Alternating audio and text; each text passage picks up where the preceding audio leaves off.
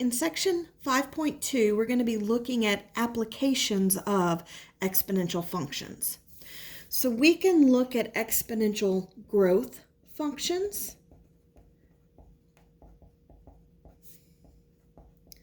Exponential growth functions can be used to model things such as bacteria growth, population growth, and growth of investments with compound interest. So models where your original population is growing or increasing, those are going to be exponential growth models. We can also look at exponential decay.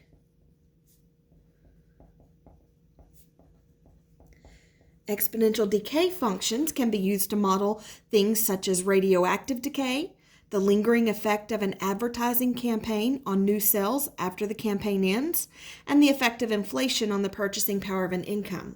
Anything where your initial amount is decreasing or decaying is going to be exponential decay. So under normal conditions, growth and decay can be described by a function. We actually have two different functions.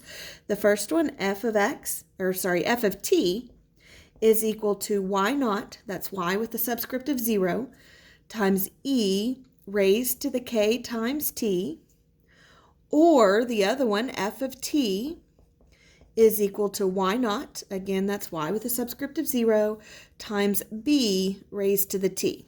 Both of these forms of the equation are used to model growth and decay.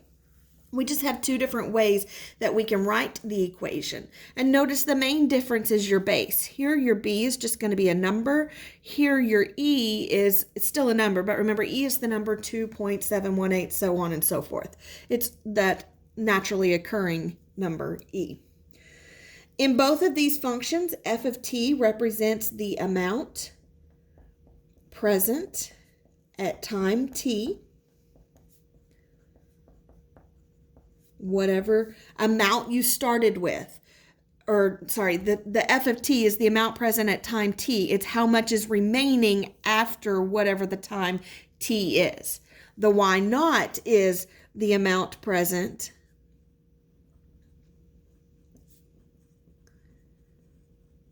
at time t equal to 0. That's your starting point. When t is 0, how much is present? So y naught is your starting amount. K and B are the constants that depend on the rate of growth. So it tells us whether it's growth or decay and how fast it's growing or decaying based on the K in the first equation and the B in the second equation. Based on the K in the first equation and the B in the second equation. So y naught in both of the equations is your starting amount, and then the f of t is the output, the amount present at time t. So we're plugging in a time, and it's giving us the amount remaining. So the first equation models exponential growth when k is positive. If we're raising e to a positive number, we're going to have an increasing function and we'll have exponential growth.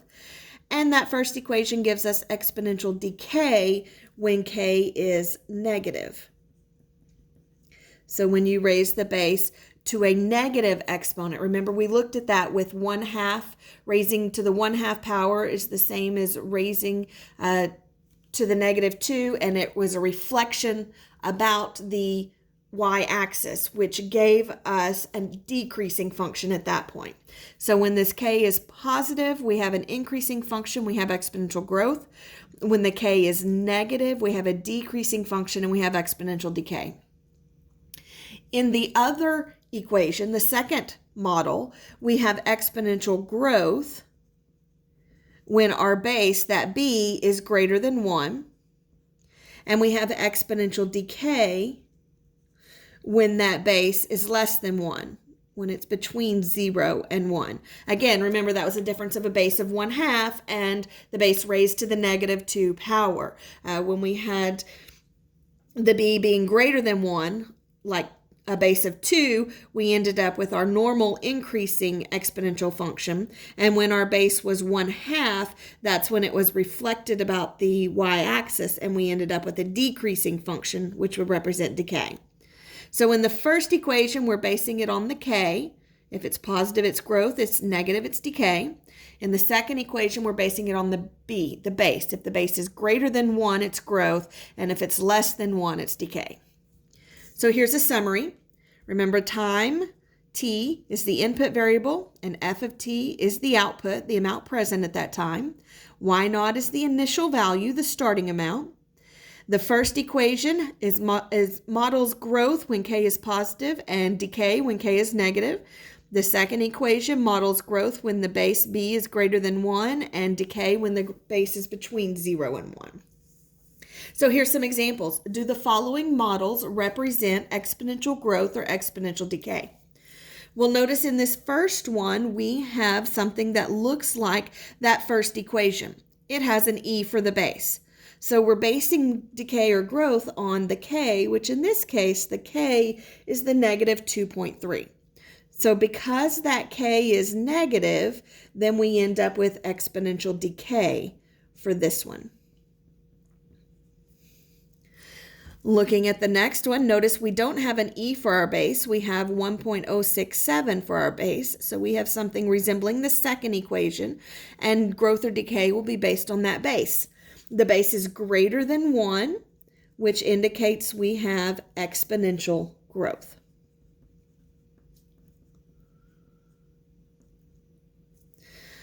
The next one, again, we don't have a base of e. We have a base of 0.9604, so we have something looking like the second equation. Our base, 0.9604, is less than 1, which indicates we're going to have exponential decay.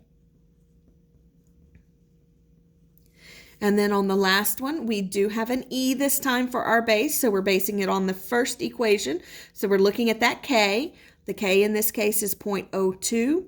Because that k is positive, we have exponential growth. All right, so an application here. Suppose you owe $1,500 on your credit card and you decide to make no new purchases and only the minimum monthly payment on the account. Assuming the interest rate is 1.1% per month on the unpaid balance, and the minimum payment is 5% of the total, balance plus interest, your balance after t months is given by, and so they give you the function here, b of t is equal to 1,500 times 0.9604 raised to the t. And so we want to find the balance after 1 year. Is it paid off in 2 years? How long will it be before it's paid off? So first thing we notice is that this equation looks like that second form. And so because this base here is less than 1, we know that this is going to be an exponential decay function. We could have also discovered that just from the problem because we have a balance of 1,500. We're making no new purchases, so we're not adding anything to it. We're making payments, so we are decreasing it. And so that balance is going to continue to go down, which indicates we have a decreasing function. So we would expect an exponential decay function to model it. On part A, we want to find the balance after 1 year. Remember, t is in months. And so 1 year would be 12 months. So we're going to plug in 12 for t. When we plug in 12 for t, we get 1,500 times 0.9604 raised to the 12. Again, you should have a y to the x key or a caret key on your calculator. Put all this in your calculator and you see that after 1 year, your balance is still $923.67. On part B, we want to know, is the balance paid off in 2 years? Well, 2 years would be 24 months. So we plug in 24 and we get 1,500 times 0.9604 raised to the 24. And this time when we put it on our calculator, we end up seeing that we still owe $568.78. So no, it's not paid off after 2 years. We still have a balance of $568.78 remaining. So how can you determine when the account will be paid off? Well, if the account's going to be paid off, that means it's going to have a balance of 0. So we can plug in 0 for the balance and solve for the t. Figure out what is the time that's going to give us a balance of 0. But again, we haven't figured out how to solve an exponential function yet. And so we're going to have to guess and check at this point, like we did in the last section. We will actually learn soon how to solve these. But for right now, our only option is to guess and check, trial and error, whatever you want to call it. Just keep plugging in larger and larger numbers. We know we need to start with more than 24. So maybe try 48. Keep trying until you get to a balance that's 0 or really close to 0. And if you keep guessing and checking here, it turns out to be about 8 years before that $1,500 balance is completely paid off.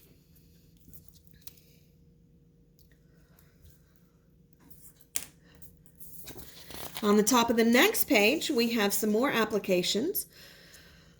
On this first one, sales of video and audio equipment, computers, and related services in the United States were about $81.1 billion in the year 1990 and $296 billion in the year 2010. So we want to let t equals 0 correspond to the year 1990 and find an exponential function of the form f of t is equal to y naught times b raised to the t to model the data. So notice this time they did not give us an equation, but they ask us to find one on our own. Notice they want it to look like that second form, the form with the b. This is what they want it to look like. T equals 0 corresponds to the year 1990, which means the year 2010 is 20 years after 1990, so that would give us a t of 20. Notice we've kind of got two sets of data here. We've got in t equals 0, we had $81.1 billion, and when t equals 20, it was $296 billion. Notice our output is increasing. So we know that this is going to be an increasing function. It's going to be exponential growth, which means whatever that b is, it has to be greater than 1. So when we're looking to find that b, we know it's got to be greater than 1. Now we're trying to come up with a function. It's got to look like this. We don't know what b is. Notice we do know y naught. Remember, y naught is our starting value. And in this case, t equals 0, that's our starting point, is the year 1990. And we know that our output then was 81.1 billion. And so we know 81.1 is going to be our output, our starting point, our starting value. So we've got 81.1 for y naught, but we still don't know b. But notice what we do know. We know that f of t is equal to 81.1 times b raised to the t. Well, again, we don't know b, but we do know an input and an output. We know when our input is 0, we get an output of 81.1. That's what gave us 81.1. We also know that with an input of 20, our output should be 296 billion. So we can use 20 for t and 296 for our output, and we then should be able to solve for b. So we have 296 is equal to 81.1 times b to the 20. And so notice we only have one variable. We should easily be able to solve this one. So when we solve, just like any other equation, we're trying to isolate the b, get it by itself. So we're going to divide both sides by the 81.1. When we do, we end up with 3.65 is equal to b to the 20th. Now, just imagine for a second that it was something like 3.65 is equal to b to the second. You could easily solve that. You would know to take the square root of both sides. If it was b to the third, you'd know to take the third root of both sides. B to the fourth, you'd take the fourth root of both sides. When it's b to the 20th, that means we're going to have to take the 20th root of both sides. Now, some of your calculators will allow you to put in a 20th root, some will not.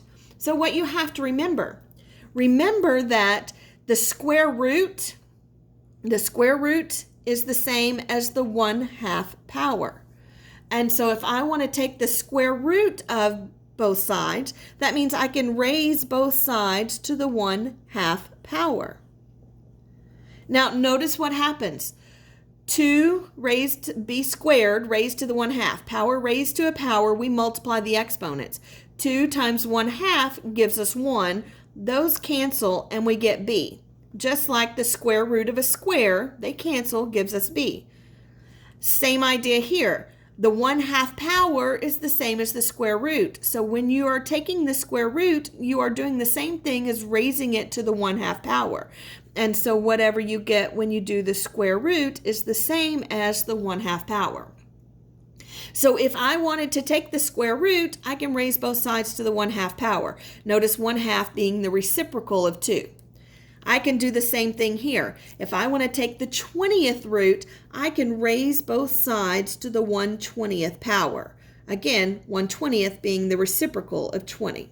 And so you can put that in your calculator. When you do, be careful. You're going to want to put parentheses around the 1 divided by 20 so that it knows the 1/20th is your exponent.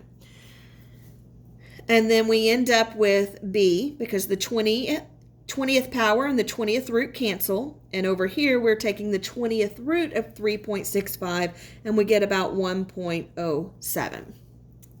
Now we found our b, but remember, we were looking for a function. And so we need to go back and write it in function form. In order to have a function, remember, you have to have an input, which is going to be t.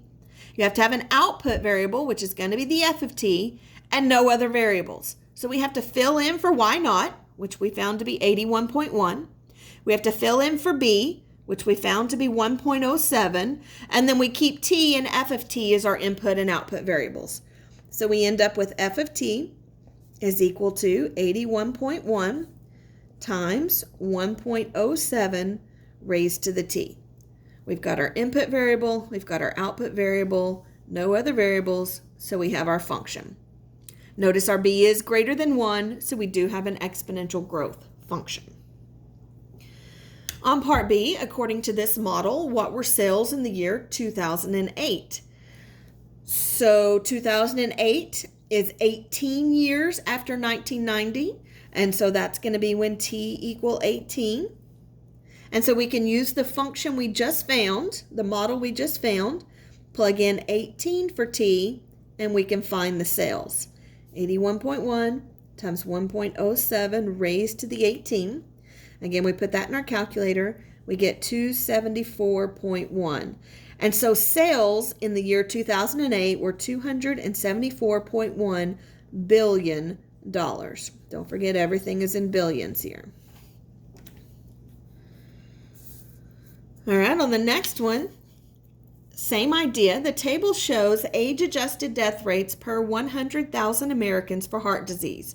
So in the year 2000, death rate was 257.6 per 100,000 Americans. 2002, it was 240.8, so on and so forth. It asks us on part A to find an exponential model for this data where t equals 0 corresponds to the year 2000. Again, we want to use that second version. F of t is equal to y naught times b raised to the t. And we want to use the first and last data points to find a function. So you want to use this set of values and this set of values to create your function. On part B, assuming the model remains accurate, estimate the death rate in 2015. And on part C, use trial and error to determine the year in which the death rate will fall to 100. So I want you guys to try this one on your own. Pause the video and try this one now.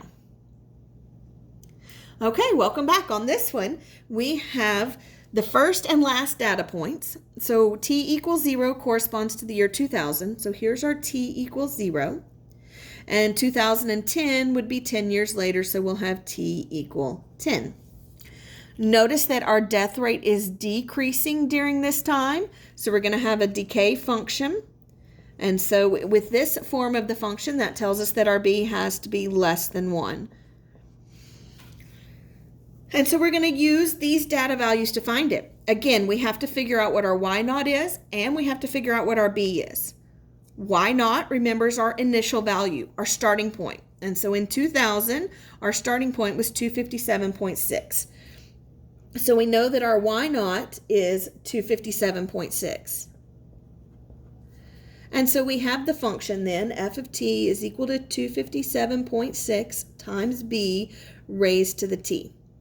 We still have to figure out what b is, so we want to use another set of data to find the b, to use as our input and our output, so we have only b as our variable. Well, they told us to use the first and last. The first is where we got our Y naught. The last is how we're going to find b.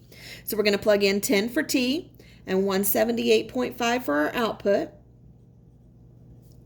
And we're going to have to solve that for b. So first thing we do is divide by the 257.6 to get b to the 10th by itself. When we divide, we get about 0.69. And then we need to take the 10th root of both sides. Remember, the 10th root is the same as the 1/10 power. So we're going to raise both sides to the 1/10 power.